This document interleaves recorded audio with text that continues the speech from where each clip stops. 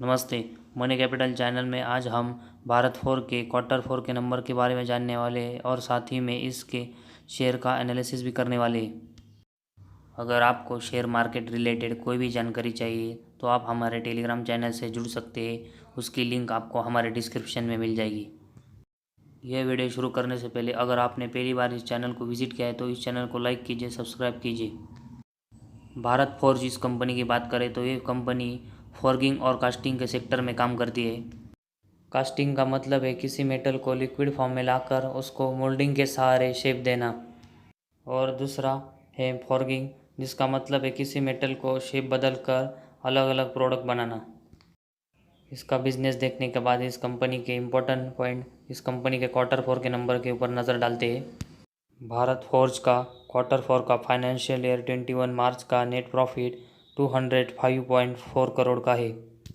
अगर वही पिछले साल का क्वार्टर रिजल्ट देखेंगे तो पिछले साल इस कंपनी को क्वार्टर फोर में फाइनेंशियल 20 मार्च में 73.3 करोड़ का लॉस हुआ था। इस कंपनी के पिछले साल का नेट प्रॉफिट देखेंगे तो उसके मुकाबले फाइनेंशियल 21 मार्च में कंपनी का नेट प्रॉफिट में बहुत ही अच्छी तरीके से जम देखने को मिल रही है। पिछले साल के घाटे के मुकाबले इस साल कंपनी प्रॉफिट में आई, इसी वजह से आने वाले दिनों में इस शेयर में तेज़ी देखने को मिल सकती है। इसीलिए आने वाले दिनों में ये स्टॉक आपके रडार पर होना चाहिए। इसके बाद इस कंपनी के क्वार्टर रिजल्ट के दूसरे इम्पोर्टेंट पॉइंट पर नज़र डालते हैं, वह है इस कंपनी का रेवेन्यू फ्रॉम ऑपरेशन। अगर इस कंपनी का रेवेन्यू फ्रॉम ऑपरेशन फाइनेंशियल 21 मार्च का देखेंगे तो वो 1307 करोड़ का है। अगर वही पिछले साल का देखेंगे तो वह है रेवेन्यू फ्रॉम ऑपरेशन फाइनेंशियल 20 मार्च का 881 करोड़ का था। अगर इस रेवेन्यू फ्रॉम ऑपरेशन का comparison year two year basis पर करके देखा जाए तो पिछले साल के मतलब फाइनेंशियल 20 के मुकाबले फाइनेंशियल 21 में इस कंपनी के रेवेन्यू फ्रॉम ऑपरेशन में 48.4% का इजाफा हुआ है। इस कंपनी का नेट प्रॉफिट और रेवेन्यू फ्रॉम ऑपरेशन पिछले साल के मुकाबले बहुत ही अच्छा तरीके से ग्रो आए, इसीलिए आप इस शेयर को शॉर्ट टर्म के लिए भी बाय कर सकते हैं।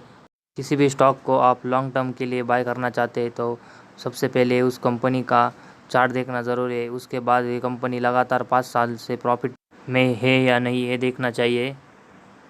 कोई भी कंपनी अगर पिछले 5 साल से लगातार प्रॉफिट में और उसके रेवेन्यू फ्रॉम ऑपरेशन में लगातार और इसी के साथ उसके सेल्स में भी अच्छी ग्रोथ हो रही है तो उस कंपनी को आप लॉन्ग टर्म के लिए बाय कर सकते हैं। पिछले साल मार्च क्वार्टर में ये कंपनी लॉस में गई थी, इसी वजह से हमने आपको ये शेयर लॉन्ग टर्म के लिए बाय करने के लिए नहीं कहा। अगर आपको शेयर मार्केट रिलेटेड कोई भी क्वेरीज़ हो तो आप हमें कमेंट करके पूछ सकते हैं। आज के वीडियो में बस इतना ही। अगर आपको हमारा वीडियो पसंद आए तो इसे लाइक कीजिए, सब्सक्राइब कीजिए।